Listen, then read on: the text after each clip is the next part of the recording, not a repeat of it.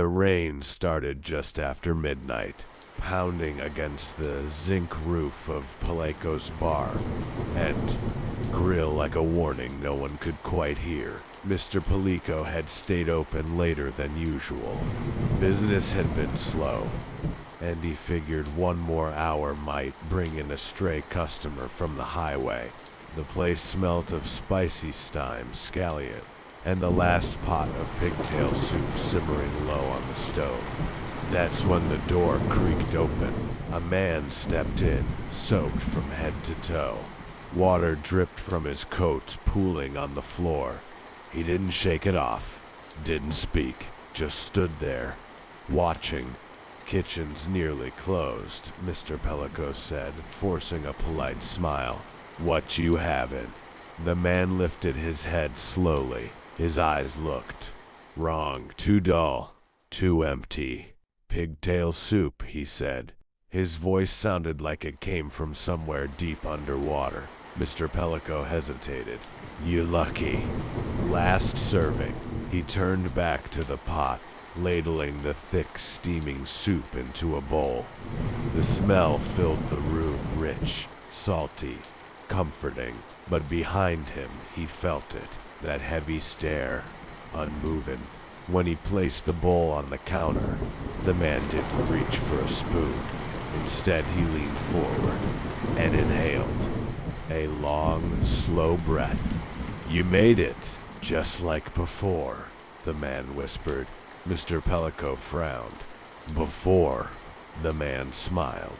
And that's when Mr. Peleco noticed that his lips were too pale, almost gray, and something dark trickled from the corner of his mouth. Not soup, something thicker. "I used to come here every Thursday," the man said. "You remember?" Mr. Peleco shook his head slowly. "I see plenty faces, boss. Can't remember all." The man's smile widened, stretching too far. "I died here." The lights flickered. Mr. Peleco laughed nervously. "Don't play joke this late, man." But the air had turned cold. "I choked," the man continued, tapping the bowl.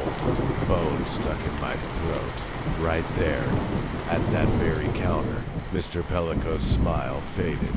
A memory surfaced: an ambulance, flashing lights, a body covered quickly. A night he tried hard to forget. You that man?" he whispered. The customer tilted his head. "Every Thursday," he said, "I come back. Because I never finished my soup." The lights went out. Darkness swallowed the bar. Mr. Peleco reached blindly for the switch, his hands trembling. When the lights flickered back on, the man was gone. Only the bowl remained, empty. But the floor was no longer wet with rainwater. It was covered in thick, dark footprints leading behind the counter, into the kitchen. Mr. Peleco's breath caught in his throat. He turned slowly. The pot of soup was bubbling violently now, though the fire beneath it had gone out. And from inside the pot, something moved. A pale hand rose slowly through the surface, slick with broth, followed by that same voice echoing from the steam. "Mr. Peleco." A long pause. "You forgot the bone." The scream that followed was drowned out by the rain.